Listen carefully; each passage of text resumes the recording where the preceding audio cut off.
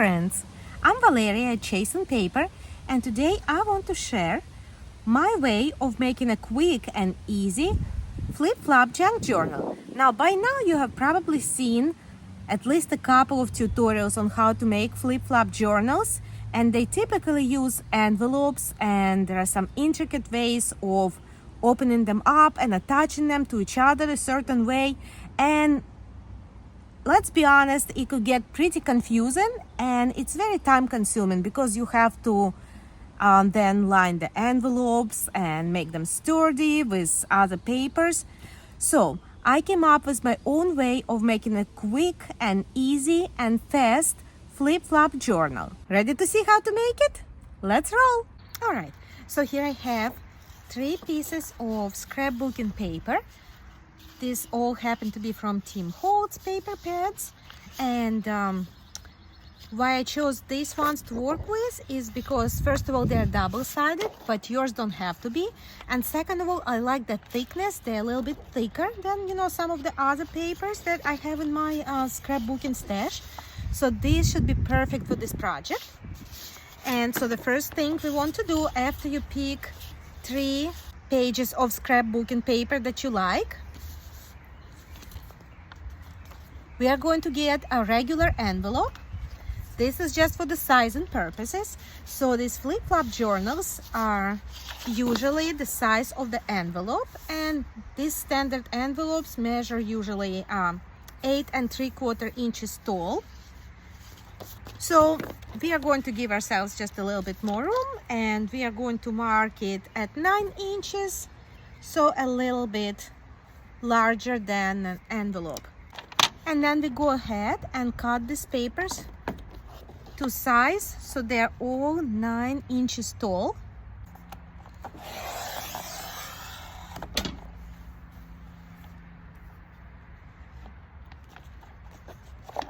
All right, so now you choose which paper you like best to be on your front cover of your junk journal, and I like this image best right here. So I'm going to put it to the right side like this, and I'm just going to arrange these papers in the way that I like. And now we are going to glue them together. So we are going to overlap right here about maybe 1 inch or so, and glue them to make a continuous strip of paper. I'm going to use my Scotch Create glue stick to do that. So right here, put in some glue covering about 1 inch,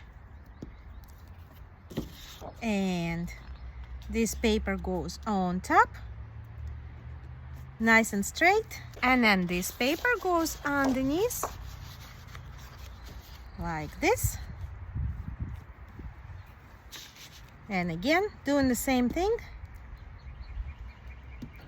a little bit of glue, and connect these papers together about 1 inch overlap, maybe a little less, 3/4 inches should be enough. And there we are. So now we have a continuous strip of paper. So this next thing we are going to do is we get our envelope, and again this is just for the sizing purposes to make things even easier. We know that we want this end to be our front, so your right side, you flip it over like this. You have it in your left hand now. Bring in your envelope and put the envelope next to it, and this is just for the sizing purposes. You want to fold it in like this just to fit that envelope. So the envelope is helping you with your first fold. And you can use your bone folder or your scissors, the handle of your scissors, to make a nice straight fold. And there we are. Now the next thing you're going to do, you don't even need this envelope anymore. You're going to fold it back, and you're going to continue making this accordion fold. You're going to make 6 folds. Let me show you. So I'm folding it back exactly up to my edge right here.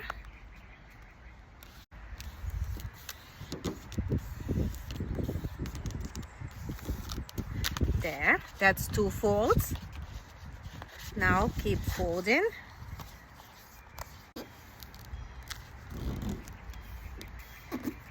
There, and folding back again.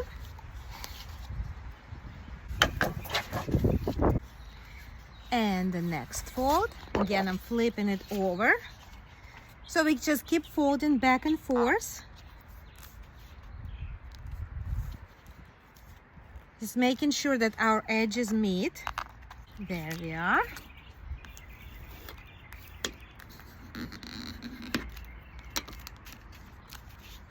And again.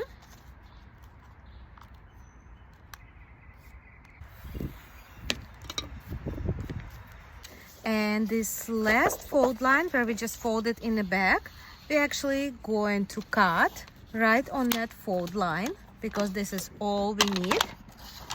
I'm going to use a paper cutter. You can use scissors or even a ruler and just tear it. There we are. So here's what you should have. It should look like this. It looks like a little booklet, so opens up right here. And if you flip it over, just like a booklet, it has a back cover over here. If that's what you have, you did it right. And so again, look on the front. Now let's look inside. There is this one single page and 2 folded edges and another single page.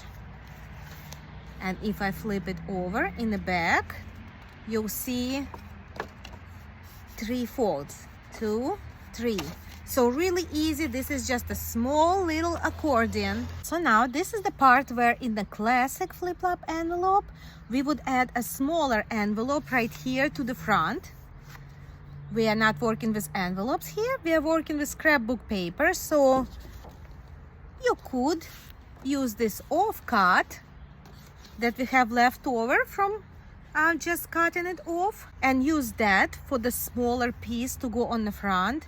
Or just for the aesthetic reasons, I'm gonna use this other page from Tim Holtz collection because I like it better. And this piece is going to be not as tall. You want it to be about 3/4 as tall as the journal. I'm marking about here. And I'm cutting it off on the marked line.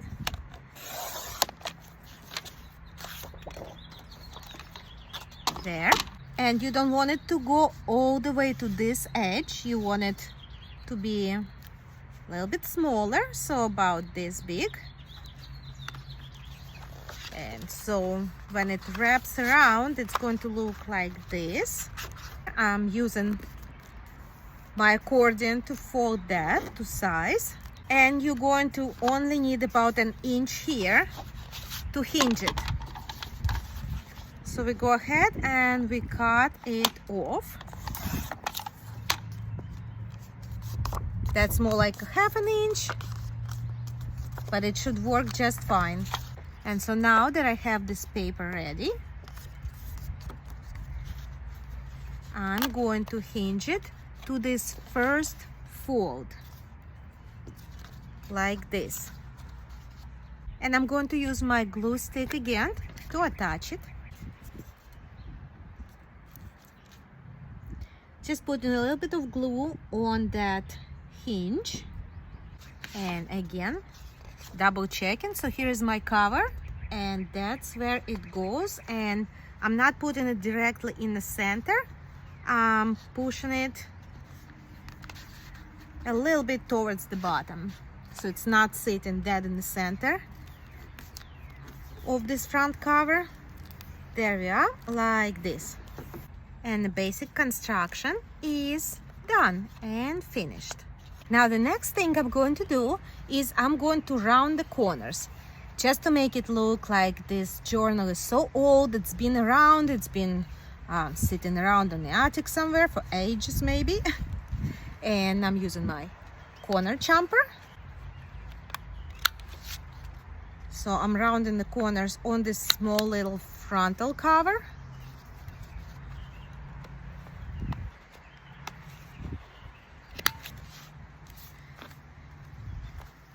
And my big front cover right here, and my back cover, so that's the last page.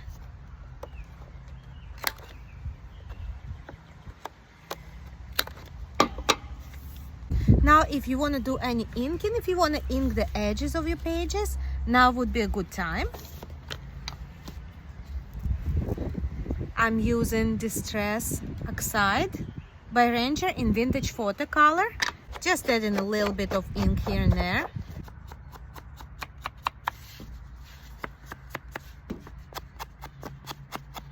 And I'm going to add a little bit of ink to the back cover as well,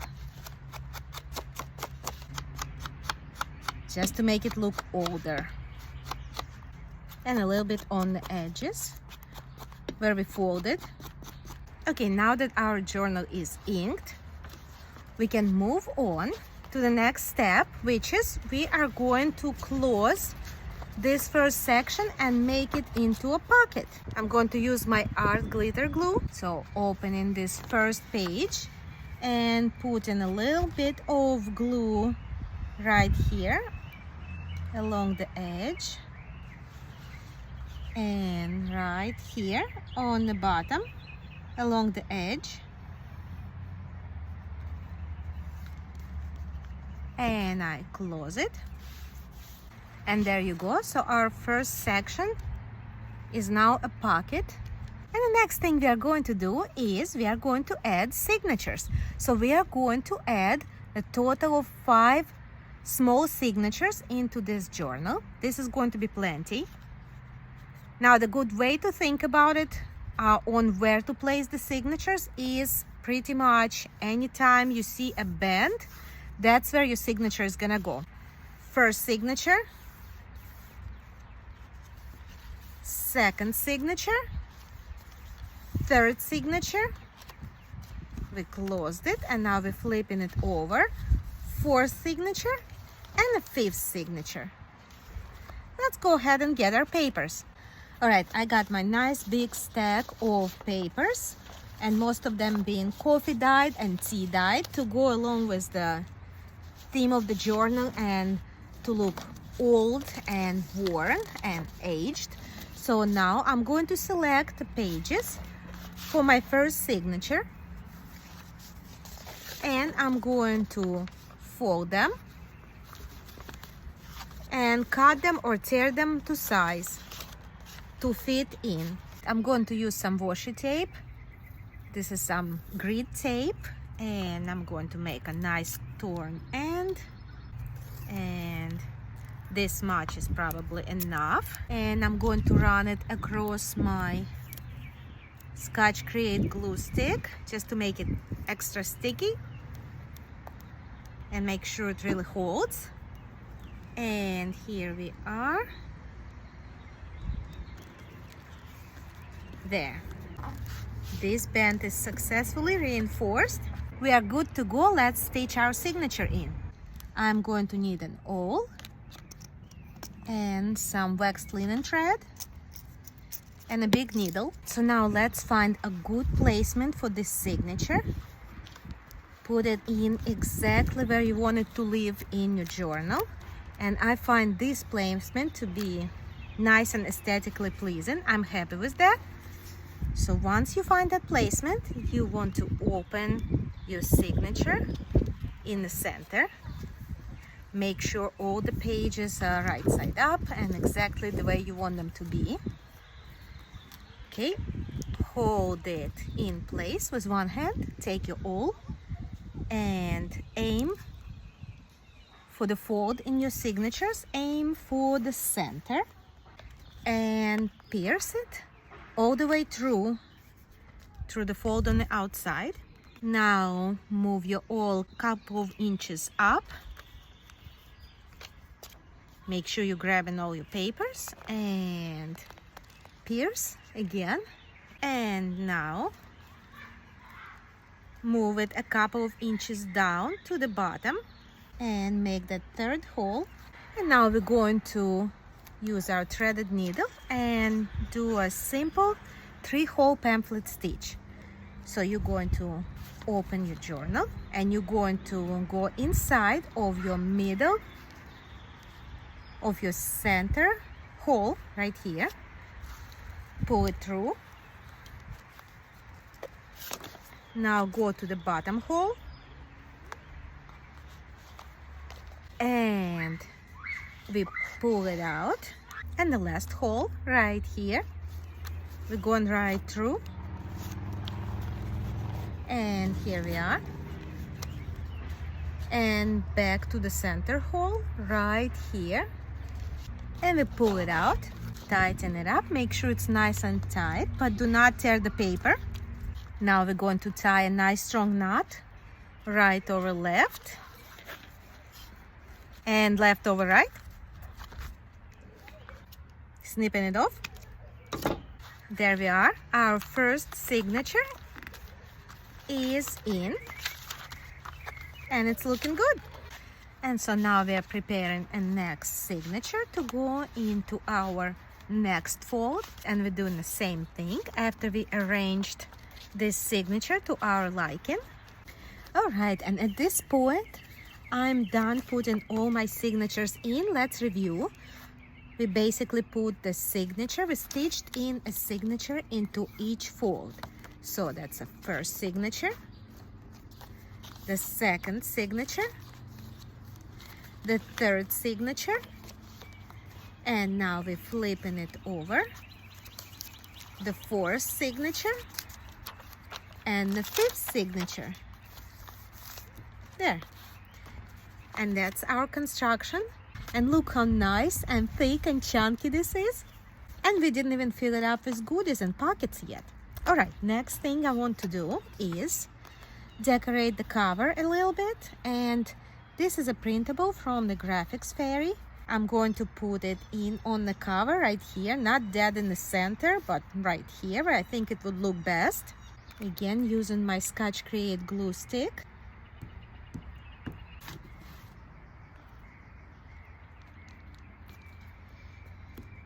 And next, let's add a little pocket right here on our front cover. This is another printable that I found on the Graphics Fairy. You can use your favorite printables or pictures that you crop from a book, or even layers from one of the Tim Holtz packages. Again, using my art glitter glue for precision.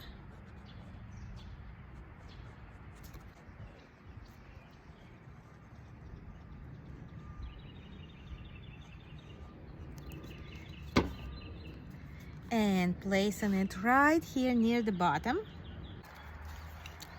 All right, and now that the glue is nice and dry, we can add some goodies into that pocket, like this. And so now we're gonna go ahead and add pockets to each one of your folds, if that's what you want. So you can add an L pockets, like this. Or you can add tuck spots on top. So you would glue right here, the top line, and then you would tuck your goodies in this way. Or you can add a tuck spot on the side like this. Let's go ahead and add an L-shaped pocket to this page. Right, so first thing I'm gonna do is I wanna round the top corner.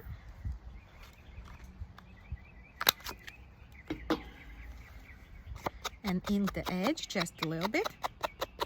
And so now I'm going to add glue right here to the side and bottom.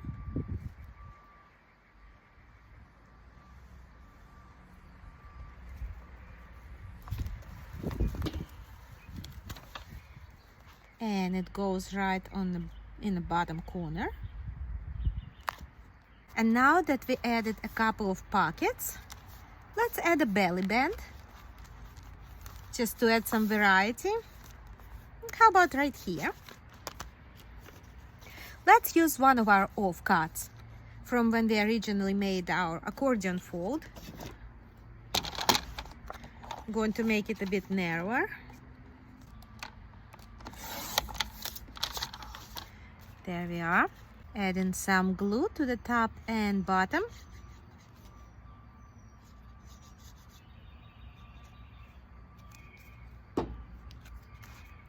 And placing it in the center. Like this. Now I feel like it could use a pop of color, so I'm going to add this little butterfly, also from Tim Holtz collection. I'm going to angle it like this and place it a little bit towards the bottom.